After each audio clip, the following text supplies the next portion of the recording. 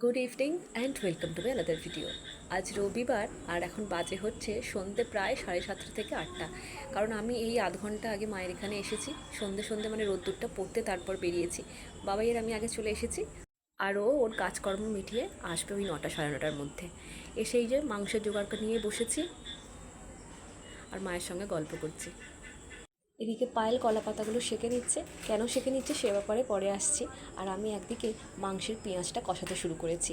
Mutton আর chicken দুটোই হবে, কারণ পায়েল তো মাটন খায় না, আর বাবাইও সেভাবে মাটন খেতে ভালোবাসে না। তবে ইদানিং করে বাবাইও একটু একটু করে মাটন খেতে শিখছে, তবে পায়েল একদমই ছোঁয় না।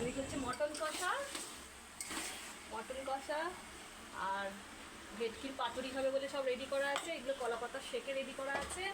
আবার চিকেন কষাও হবে। আর জামাই এখনো আসেনি, জামাই এখন অন দা ওয়ে।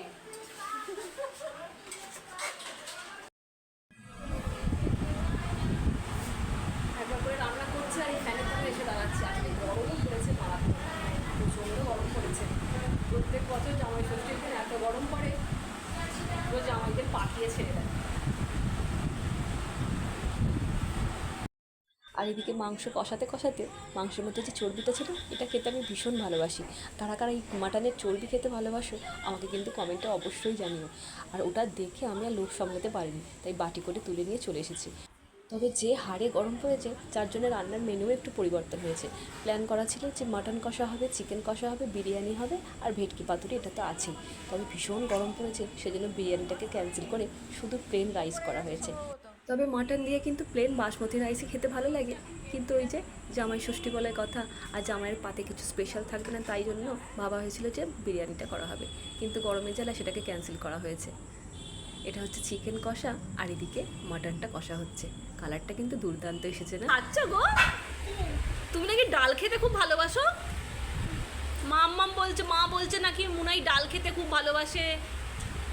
ভালোবাসো তো ডাল খেতে? হ্যাঁ, ডাল দিয়ে ভাত খেতে ভালোবাসো না চিকেন দিয়ে ভালোবাসো? কোনটা ভালোবাসো? ওইটা?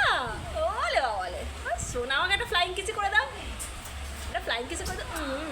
সারা দিন সারা দুপুর এত দৌড়াত্তি করেছে যে এবার কিন্তু ক্লান্ত। আর ওই যে ডাল খেতে ভালোবাসে বলছিলাম, আসলে ও ডাল খেতে একদমই ভালোবাসে না। তাই ওকে আমি ইচ্ছা করেই জিজ্ঞাসা করছিলাম যে ও নাকি ডাল খেতে খুব ভালোবাসে।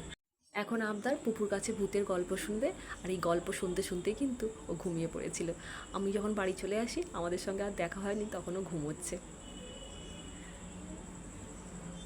ও হচ্ছে এই বাড়িটার এখন প্রাণ, আর ও ছাড়া এরা সবাই এখন অচল। আর